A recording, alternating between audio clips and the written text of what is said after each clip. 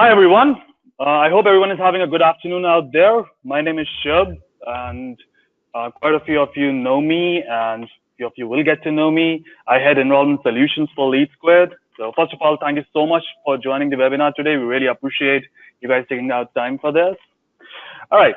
So just to create a bit of preamble around what we're going to talk about today, I mean, whenever we go ahead and speak with a school which is facing an enrollment challenge, one of the first things that we ask is, how cohesive are your marketing and admission departments? Now, sometimes the answer is we are not sure, and the other times the gap is evident to all the parties. While the value and necessity of both departments is crystal, there's often a lack of understanding around there's often a lack of understanding around how this synergy correlates directly with the school's success. Now, I guess that is something which is pretty common all around, right? And that's exactly the problem statement we would like to discuss today, right? What are the right solutions for that? And for that, we've got, in today's panel, we've got two of the most known folks in the career school enrollment industry, Greg from Enrollment Resources, co-founder and CEO, and Tom King from Enrollment Resources again. They're VPs for training and client services. Together, they carry over 40 years of experience in ensuring that the schools achieve their required enrollment rates. So, Greg, Tom, thank you so much for joining the call today. Great. Well, thank you so much, Shub. You know, Tom, in looking at the photos of the three of us, I would have to say that far and away, Shub is the most attractive of the three of us. And I'm apparently the only one with gray hair. So. Well, yeah, I'm graying too. Yes, you're right. You're the graying hair. You're the graying hair. I'm definitely the most distinguished looking one. No, I can tell that. Yeah. You're the most handsome one, Tom. That's fine. So, folks, today we're going to talk about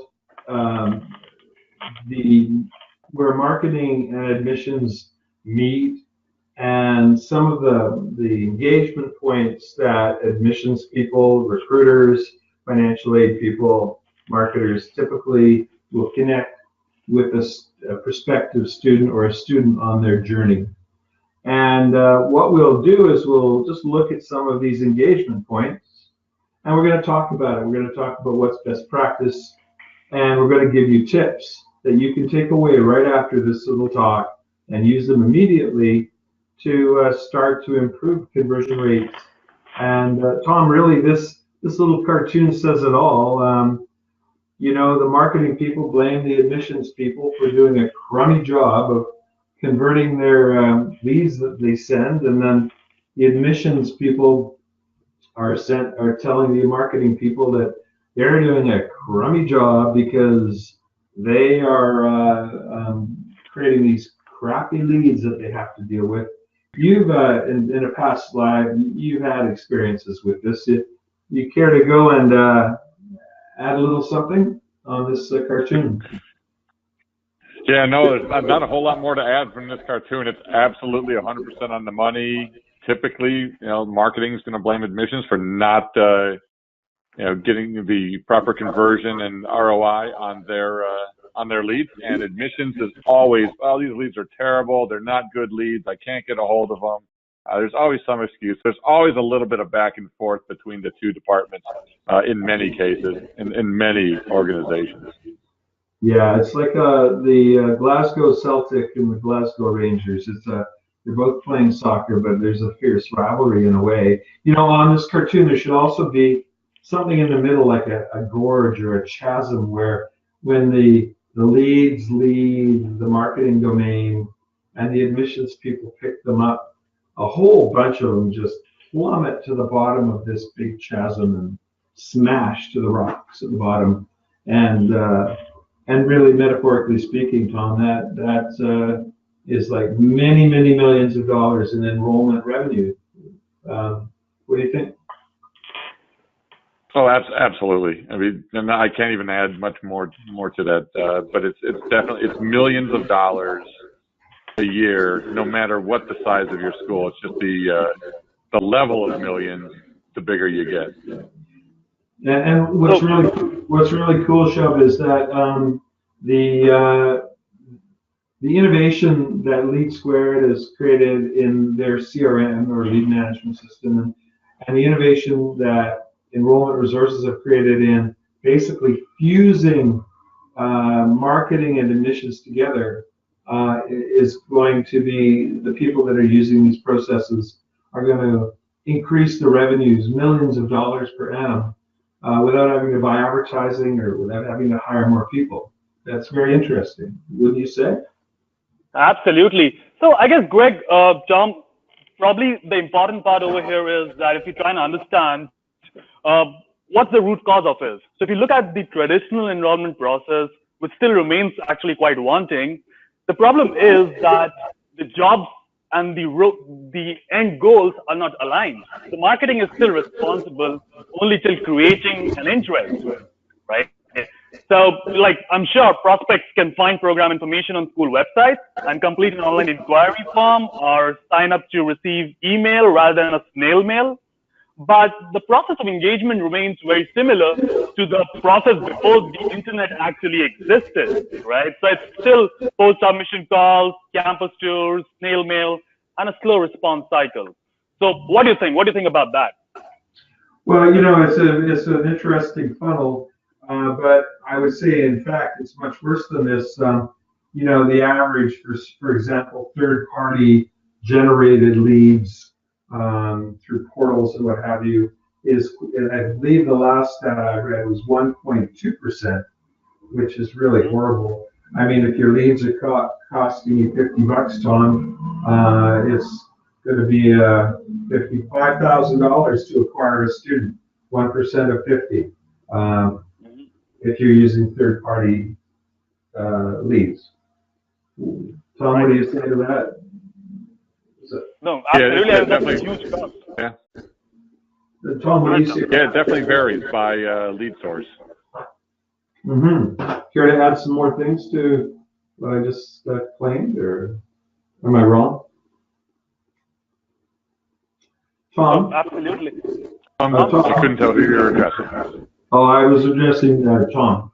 So, where is, out of this funnel, we tend to see where there's a huge problem is with the contact rate, where people express interest online, they bring up their email, their phone number, yet the actual connection rate can be 10, 15%. It's horrendous. And I guess the underpinning of why this is important is because education is a large ticket intangible sale, and for a large ticket intangible sale to have success, you need to use synchronatic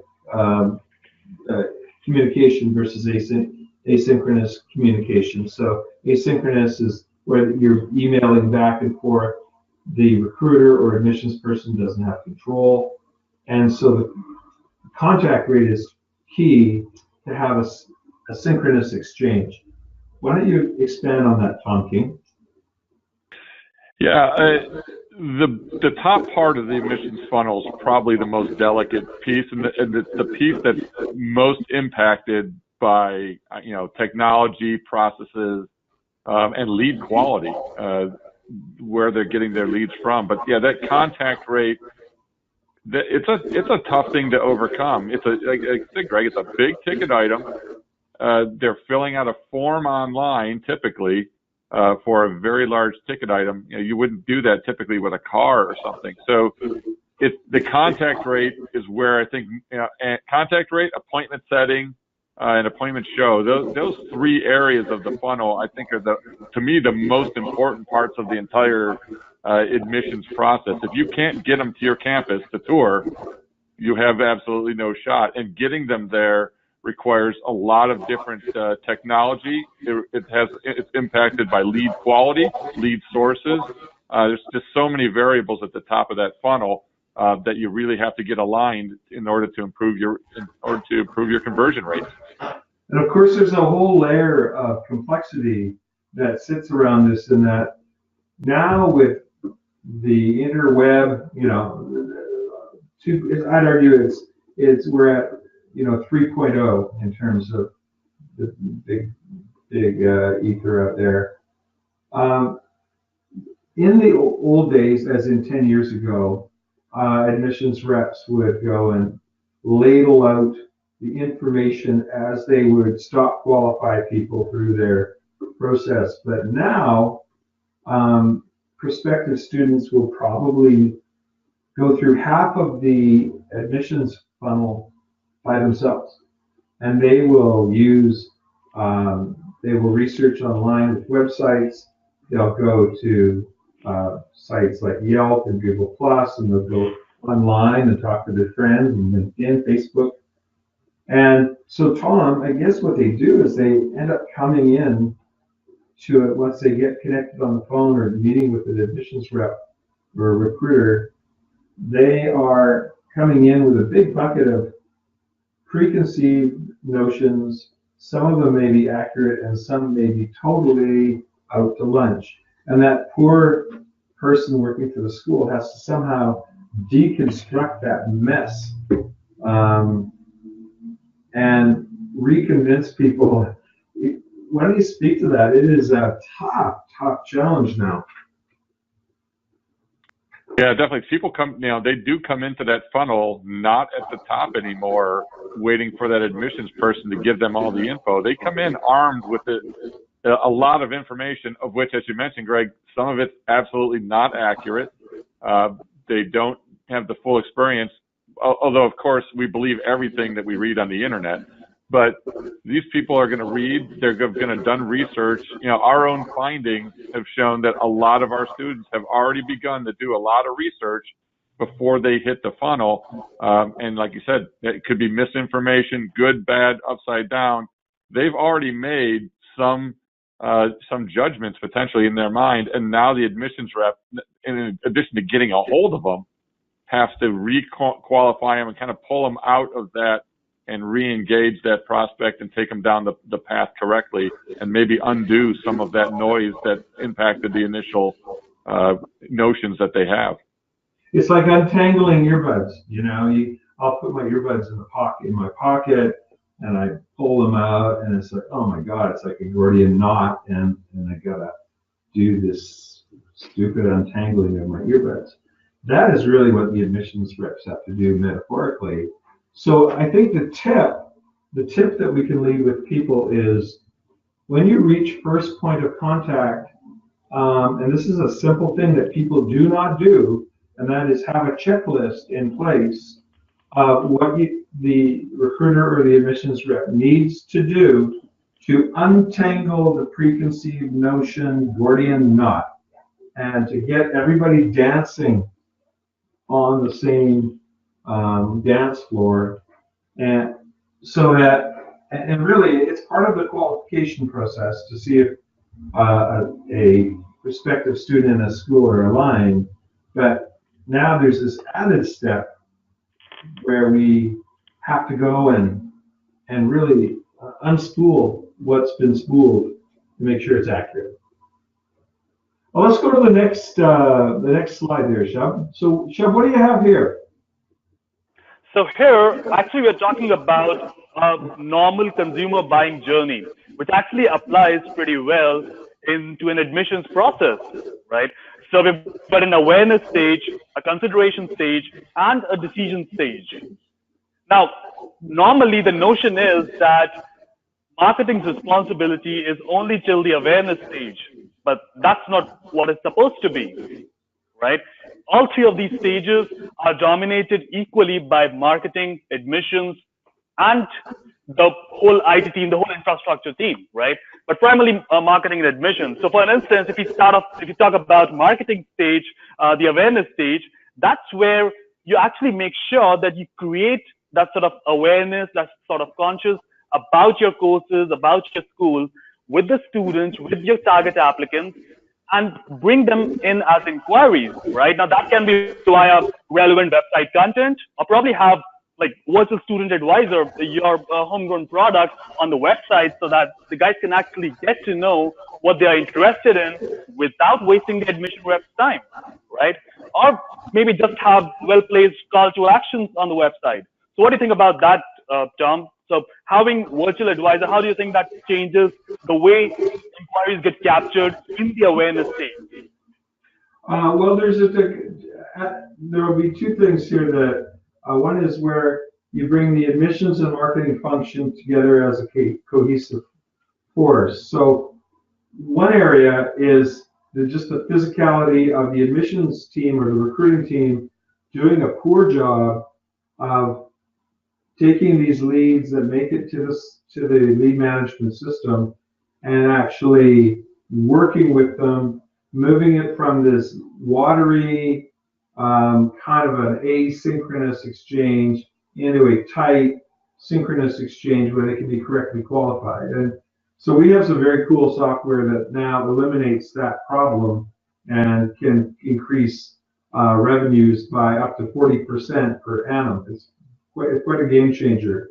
But another thing I'd like to ask Tom about as well, the second thing is, on the marketing side, there is some trending around borrower defense in the United States and in Ontario and Canada and other markets. It's a similar issue, and that is that historically ad agencies use weasel words, they call it, or ad puffery is another term, where people exaggerate. And consumers are so sick and tired of it. They're ingrained to have cynicism.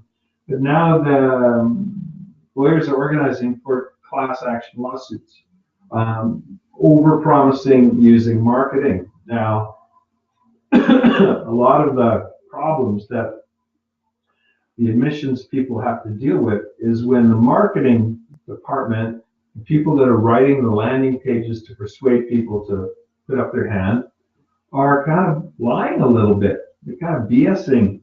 They're exaggerating and over-promising. And so, while it's counterintuitive, Tom King,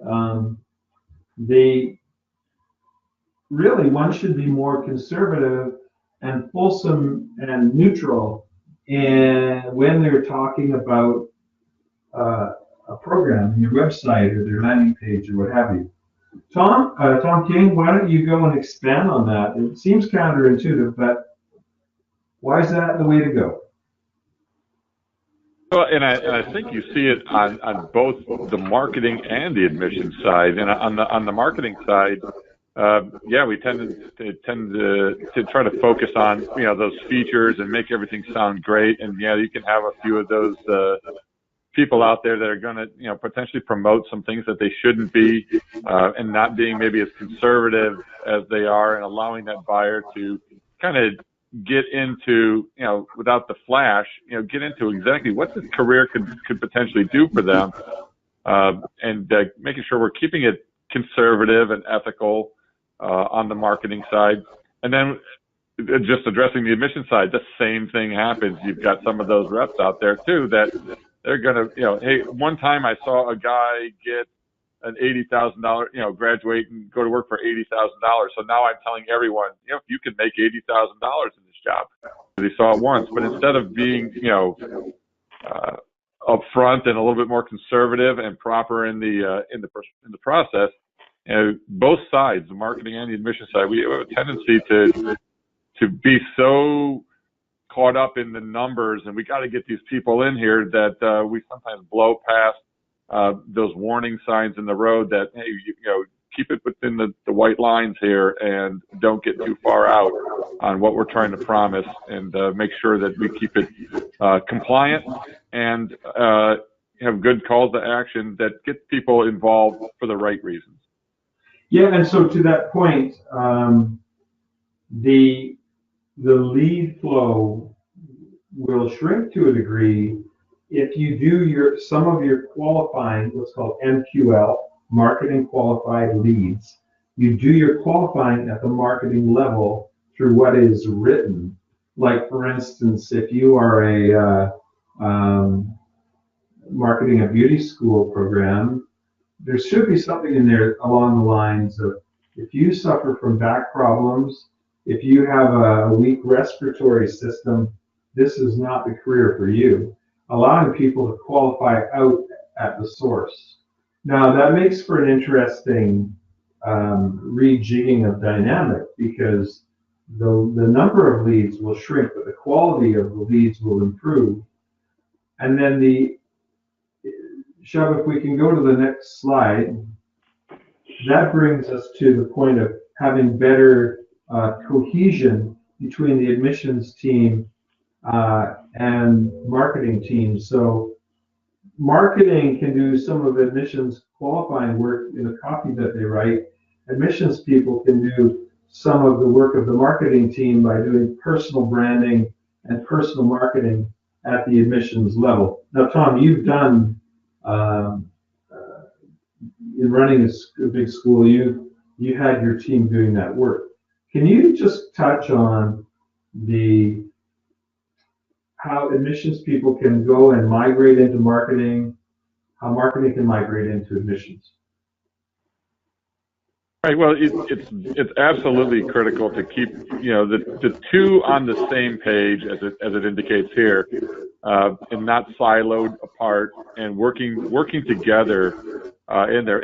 Marketing needs to really understand the admissions process and what goes into that, and not just, hey, look, I got you all of these leads. Not every lead is created equal. It is to an extent, but you do want to help qualify down some of those leads and hand your admissions people some good quality leads, but understand their process. And on the other side, admissions could be doing a whole lot more to help out marketing. Everything from putting in place a great referral program, a way to generate person developed leads.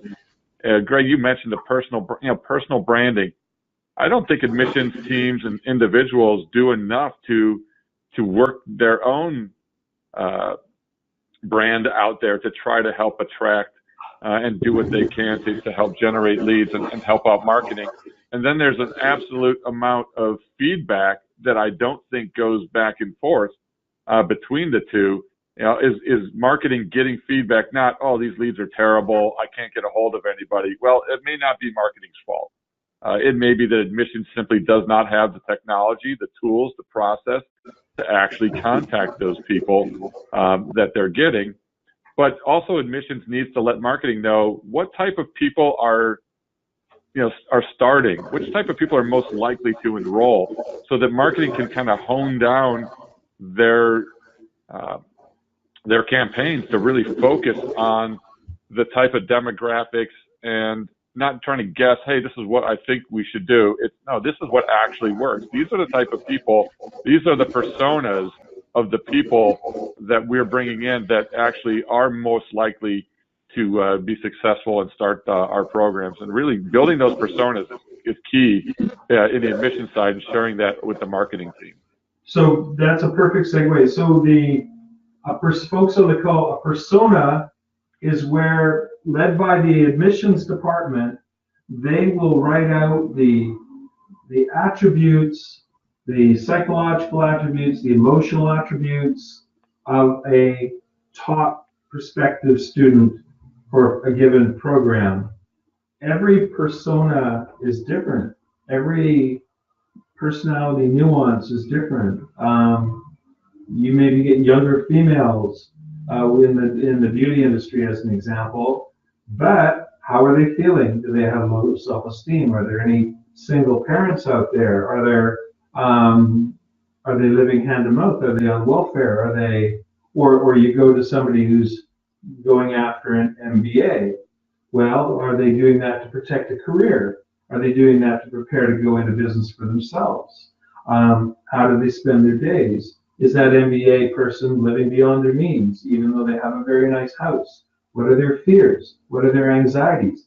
And so the admissions team can document that, give that to marketing. Marketing then can customize and better connect with the type of writing they do, which will then create a higher quality lead. Now, what happens is, when that comes into Shub's LeadSquared system, then LeadSquared can then do something called lead scoring. And lead scoring is very powerful in driving revenue to your school. So Shub, we have this customized threads of communication, and the admissions and are dancing together with the marketing people. Tell us about lead scoring. Okay, thank you, Greg. So lead scoring is basically a phenomenon where now, if you look at an ideal admissions rep, he has got like 10 to 15 leads in front of him to call, right? Now he needs to prioritize that, okay, whom should I call first, right? That's where lead scoring comes to the picture.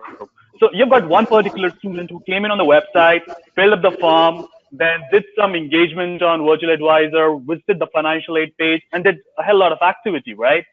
So because of the platform tracking each of these activities live, you get to know that, okay, each of these activities have been given a particular score. So there's one lead who has an engagement score of, let's say, 40 points, and there's another student who just came on the website, filled up the form, and never returned again, right? So whom should the rep call first, right? So it becomes a no-brainer for the rep to prioritize the lead who's more interested, right? So they can just go ahead and call that lead first. So Shub,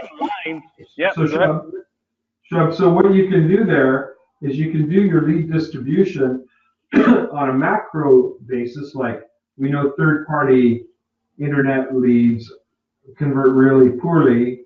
We know that referrals convert really well, so you can lead score there, and then you can lead score based on split testing and the copywriting that you've done based on the personas. So there's more than one way to score or categorize leads. Is that true?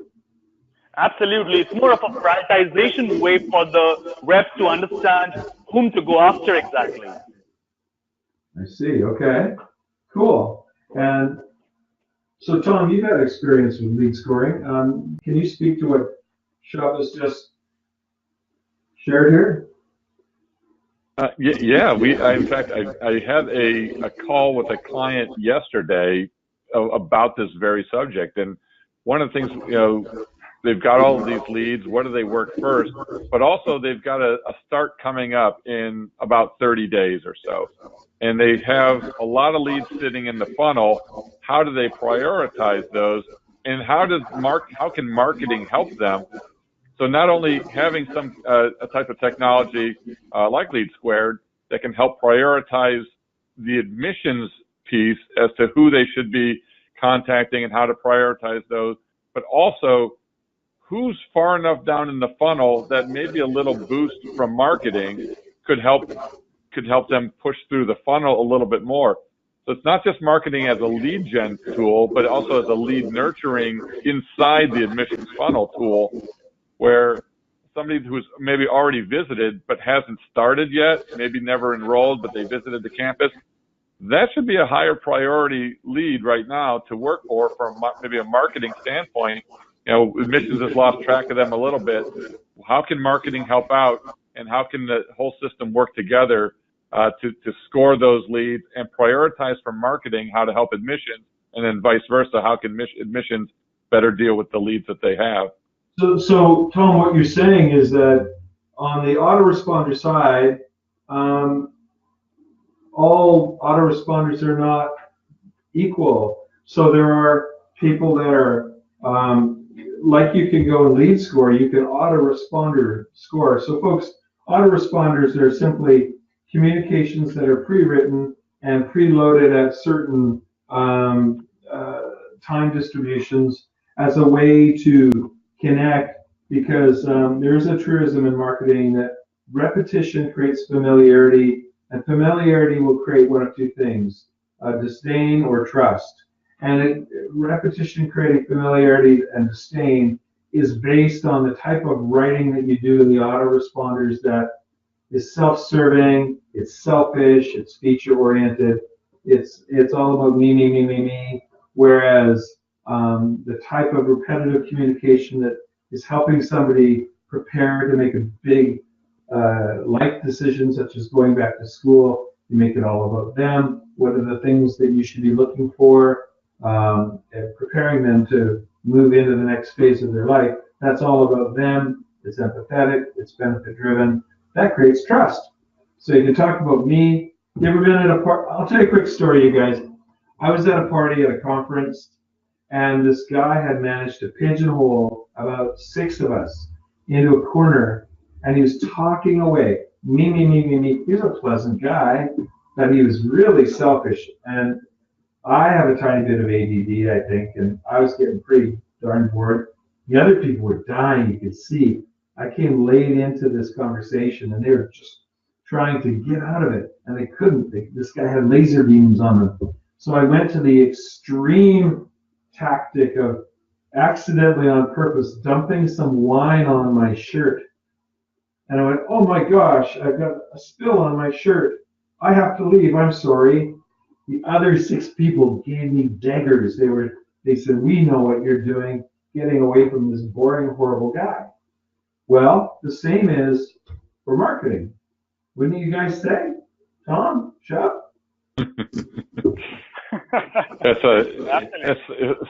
It's pretty funny, but yes, you're on the money. Yeah, it's like, yeah, exactly. So, okay, let me put it in a final way, like in terms of American football.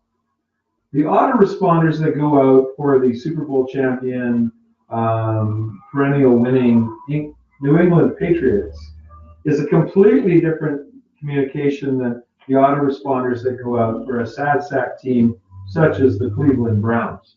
And the communication is very different. Like, hey, don't jump off of the Cleveland Browns, horrible team. Hey, don't jump off a bridge. Hey, hang in there. Hey, we have free booze. Hey, hey, hey. And whereas the New England Patriots are all arrogant and strutting their stuff, you know, like Spartans going off to war.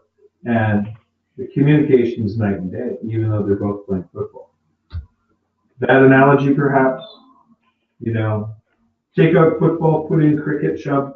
I don't know. Now, Shub, you have a story to share about the chicken or the turkey? What's that all about? Absolutely.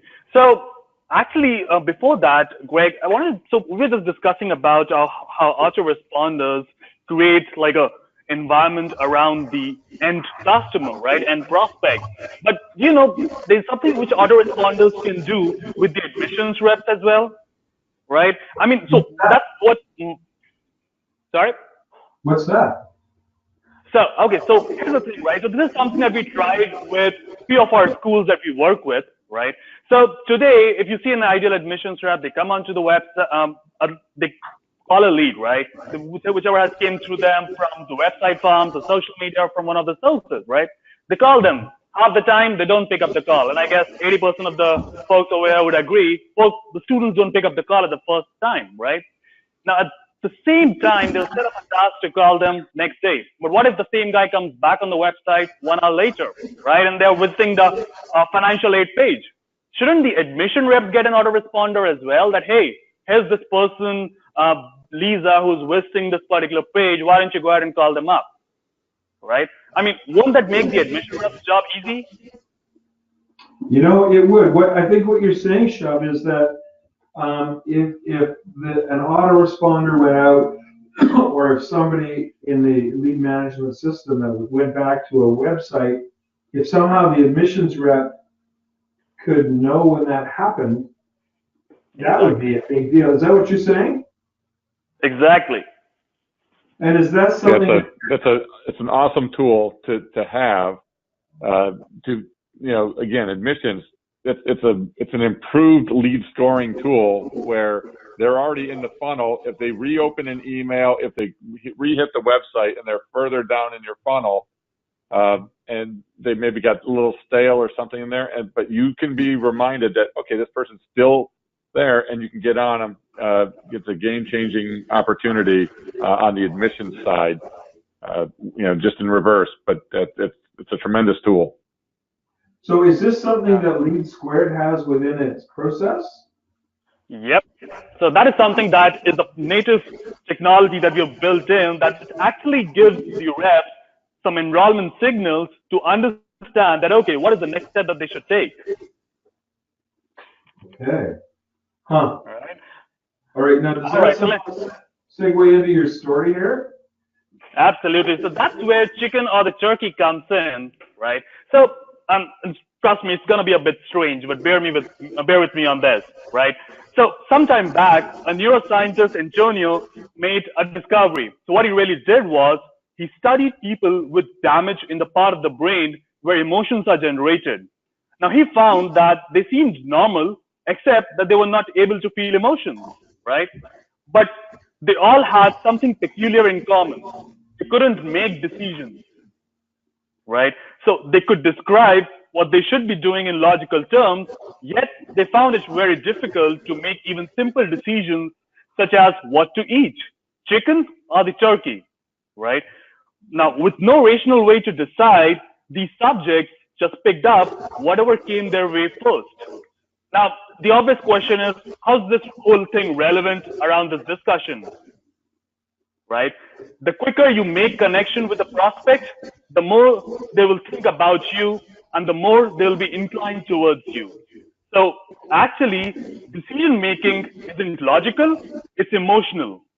In fact, even when we believe that our prospects are taking logical decisions, the very point of choice is arguably always based on emotion.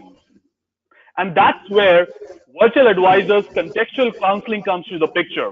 So Greg, Tom, the last time in the webinar, we discussed about the hidden motivation of students, right? So why don't you take us through how exactly virtual advisor helps students on those hidden motivations and actually takes an important part in contextual counseling?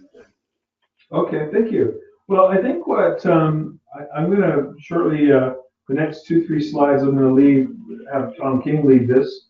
But in broad terms, human beings are recruiters and admissions people and persuaders. And part of the people perceive, let's just call it for what it is, sales. And most people have a bad feeling about sales because they've been jerked around on a car lot or insurance salesman or a computer store. And it's like, ugh. But that's not a salesperson. That's a mindless promoter loser.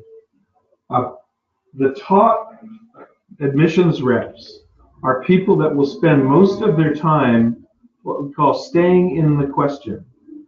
Staying in the question is really spending an inordinate amount of time learning about their hopes, their dreams, what goals are important, who are the people that are going to help you in your life change, what are some of the things that are important to you about going to school, and so the admissions rep is supposed to take a good couple hours to take the time to do that, to properly anchor the relationship so that the student can be, it's a healthy professional way in which to onboard students. But sadly, the majority of recruiters and admissions reps do not do that. They do not qualify people correctly. They do not take time to become trusted advisors and ask these juicy questions. So what we've done is created software. It's like a forced discipline of best practice to handle exactly that. And so, Tom, I'm going to take it over to you. There's 1, 2, 3 or 4 slides here that Shub's created that kind of speak to this. Why don't you take it away? One of the things that we look to do with the virtual advisor, program and software that we've got is to give the reps a lot more insight that sparks additional conversations around some of those emotional motivations that the prospects may have. What you're seeing on the screen right now, when we take a look at what are some of the things on this slide here, what are some of the things that are goals that are really important to you? If you as an admissions rep knew what was most important to the prospect before you even had a chance to talk to them, you'd be armed with a lot more insight and questions that you could ask. If they're if wanting a career where they can feel fulfilled, that seems to be the #1 thing across most all programs. That's what they want. They want a career where they can feel fulfilled. Do we ask questions? And on the marketing side, do we address that on our website and in our marketing campaigns? Or do we just ignore over that? We just go, hey, get a great paying, high demand career. If a career where they feel fulfilled is number one, why is that not addressed? And it gives the admissions rep a lot more insight as to what that particular prospect, and this is how you go about and build some of those personas too. You can take that information and you can go by program and come up with those personas. On the next slide, we talk a little bit about the different social styles that may be available. So is your prospect an expressive type person, and how do we deal with expressive type people? They love short stories. They're much more emotional. They like to talk. Analytical people, much more reserved and questioning. They're not going to volunteer so much info. The driver style person is someone who's going to really control that conversation. That's something we want to give them the ability to feel like they're in control, but you still want to take control of the process itself so we can lead our explorers through the maze to hopefully the goal that they want.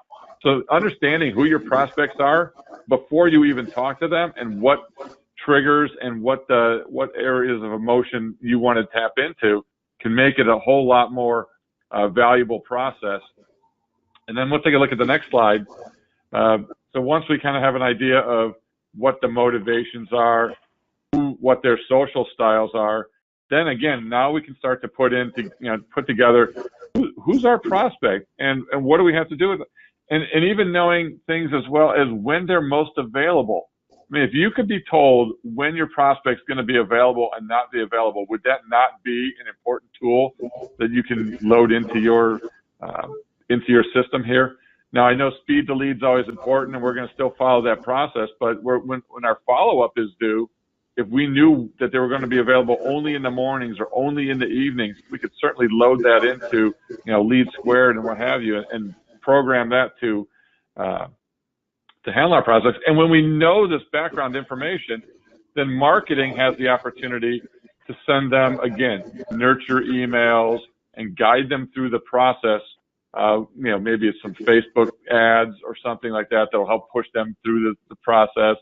Email marketing, nurture systems, but marketing has a chance now to really create that persuasive message to the prospect and really hone in on those individuals.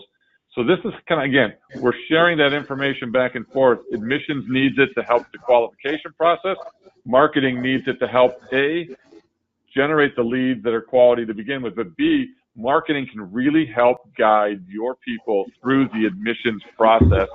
I call it enrollment nurturing, not lead nurturing. Lead nurturing is when we're trying to get the leads to contact us or re-engage. Enrollment nurturing are those people that are already in the admissions funnel. They've already submitted a lead. Maybe they've even had contact, and now we want to get them down the funnel a little bit further. And having all of this information at your fingertips, which is something that our virtual advisor software does, it puts that at marketing and admissions fingertips and really can improve your conversion rates. I see. Now let's just take a break for a sec. I'm kind of like the den mother here today, it appears. We have a lot of people on the call, but we have to be respectful of people's time, you guys. So what we can do is we can give a personalized presentation, either Shab or Tom or I, to anybody on the call for your team. Gather 2 or 3 of your buddies together, and we can do a specific version of this for your team at your school. But Shab, do we happen to have any questions that have been loaded in that we can flag here? All right, so I've got a question from Ben who says, is text autoresponder a good strategy? Tom, Greg, you want to take that question? Go ahead, Tom. Texting's an interesting tool. And I don't want to take too much time here to answer this question, but a text autoresponder, I don't know if that's, it depends on your prospect and really whether that's something that's going to adhere to them. Texting is certainly a part of the admissions process, but having an automated responder that's not really, that's really generic or something may actually do more harm than good in many cases. I do believe that admissions should be using texting, and you can actually set that up in your LeadSquared or in your CRM to have text go out at certain times, and make sure they're scripted properly, and they come off appropriately at certain times. But if you don't get a hold of them on the first call, then maybe an initial text needs to go out. That can be a text autoresponder that at least says who you are, why you're calling, because a lot of people just simply won't answer their cell phone if they don't know who's calling. So there's such situations where I think text autoresponders work well. I think you have to pick and choose your the way you use them. Here's a couple. Here's a couple of situations, and folks on the call, you can use these immediately and create an increase in your revenue like right away. The admissions reps, if they're stalling on connecting or reconnecting with a prospect, you can send them a text. And this is assuming that, when they sign up in their lead form, they're agreeing to be contacted. That's the new rules, of course, that we all must comply with.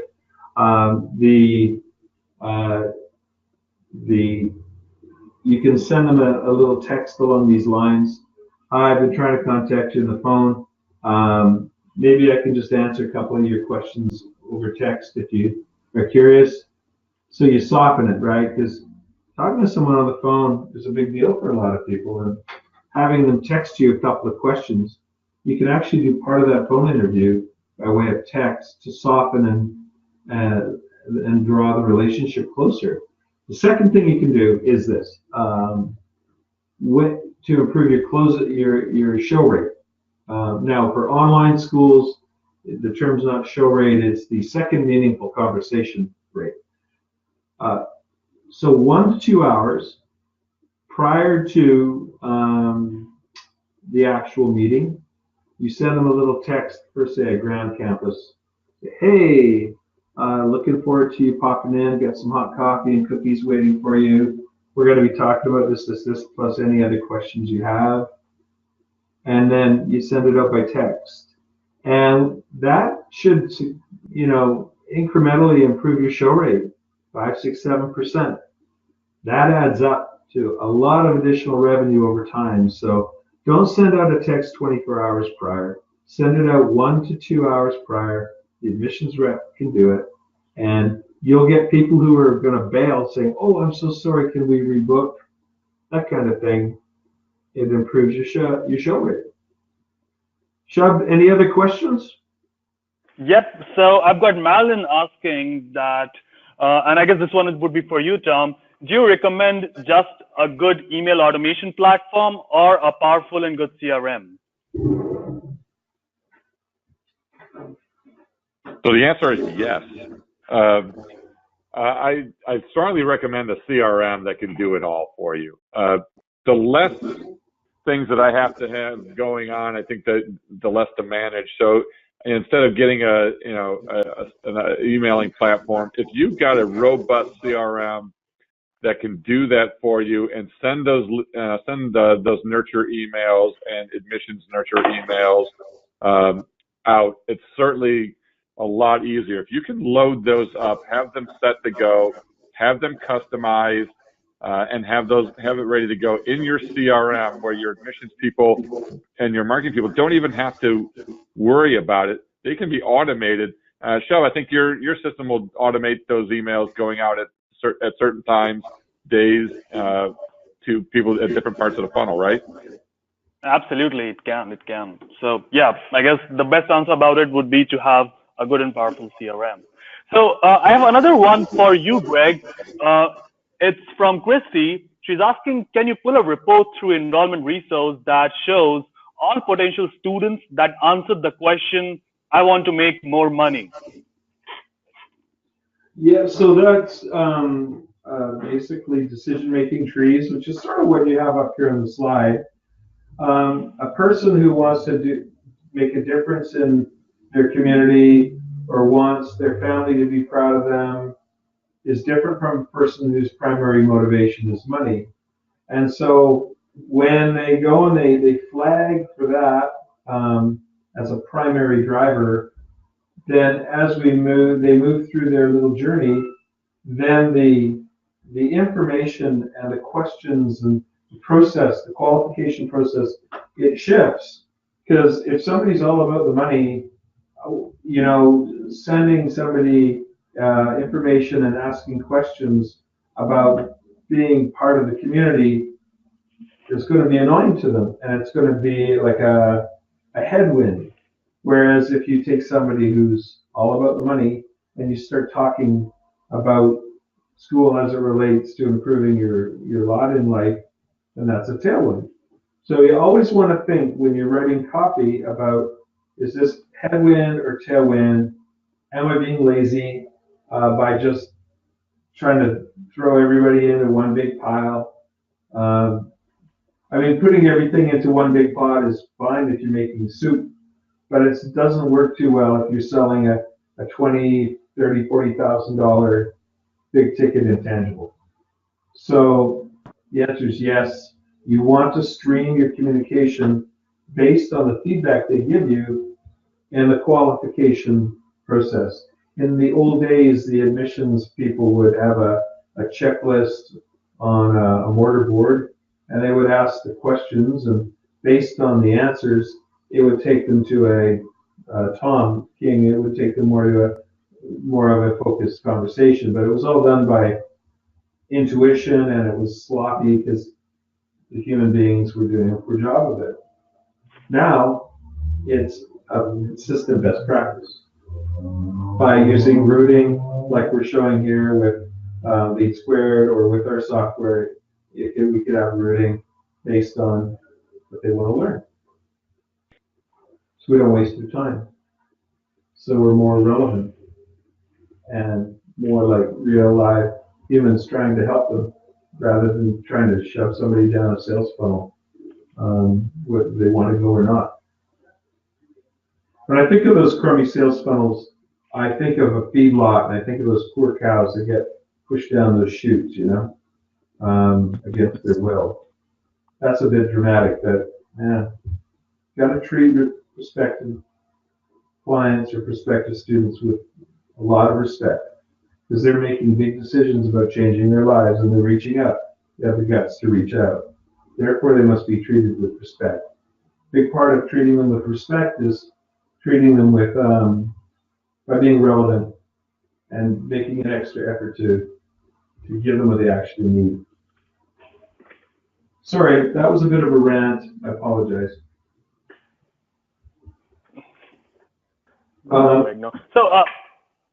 So there's one last question actually from Marilyn again. So she's asking that it's not only about just email automation. She wants to understand completely, is marketing automation necessary in the admissions process, right? So Greg, you want to take a shot at that? Yeah, marketing is absolutely crucial in the admissions process because it's all about communication. Like, there are buckets. Facebook is a bucket. Google is a bucket for generating interest. LeadSquared is a very sophisticated bucket. Admissions people who are communicating on the phone, that's like a phone bucket. What is said in the buckets is 80% of the challenge. So absolutely, if your definition of marketing is empathetic, tested, communication that's designed to be useful and beneficial to somebody on a life-changing journey, that's your definition of marketing, then yeah, admissions people have to be marketers, and they have to have empathetic communication. If your definition of marketing is all about the buckets, which is where a lot of people go, where do I get my pools of traffic and all that, really that's just secondary. Those buckets change all the time, and it's all about the copywriting or the verbal communication. Tom King, you want to? Just really quick. Yeah, really quick. I know we're up against it. I think the question was, should we automate marketing? And I absolutely believe you should. I mean, it's such a technical, it's not like it used to be like, hey, let's send out an email blast once a month to everybody. With all of the data that you can gather through whether it be virtual advisor, through your CRM, through your lead sources, through your admissions people, you can drill down into, you can make a focused effort on anybody at any stage of the funnel and be specific. I want to be program specific. I want to be motivation specific. I want to be, steps in the funnel specific. So each person, no matter where they are in the funnel, could get a completely different email based upon their program, their motivation, their step in the funnel, all of those things. There's no way in marketing that you could possibly handle communicating to them if you don't automate. You've got to automate as much of that as possible to be as truly as effective as possible. So to put some more discernment on this conversation, based on how people respond to juicy, empathetic conversation, they will narrow their focus, which allows them to go into an automated stream of communication that is more relevant and more interesting and more helpful. So the two pieces are really, I think what you're speaking to, Tom, about automation is it's sophisticated enough now, like with companies like LeadSquared and Virtual Advisor and whatnot, it's sophisticated enough that you can take that juicy, empathetic, deep, rich conversation and have it done in such a way that when people communicate in certain ways, it can make the automation relevant. The automation are still buckets, but the sophistication in which to serve people up useful information is now gone to a whole new level.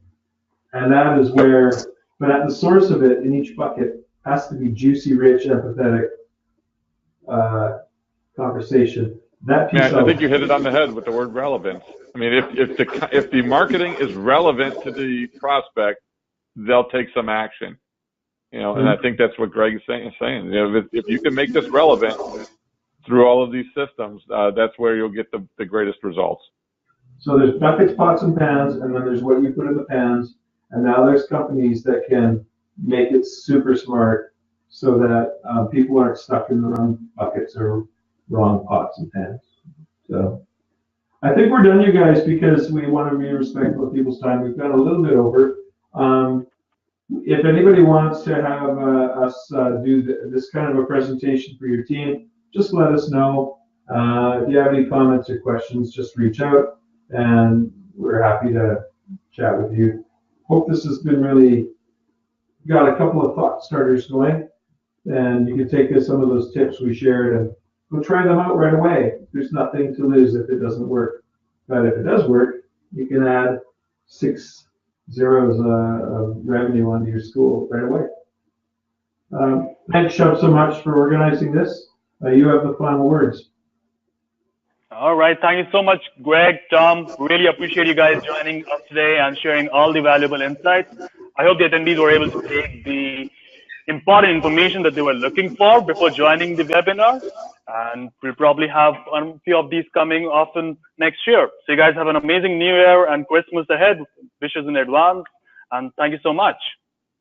Thanks so much. Take care. No, thank you very much. Talk soon, everybody. Cheers. Thank you. Bye-bye. Bye-bye.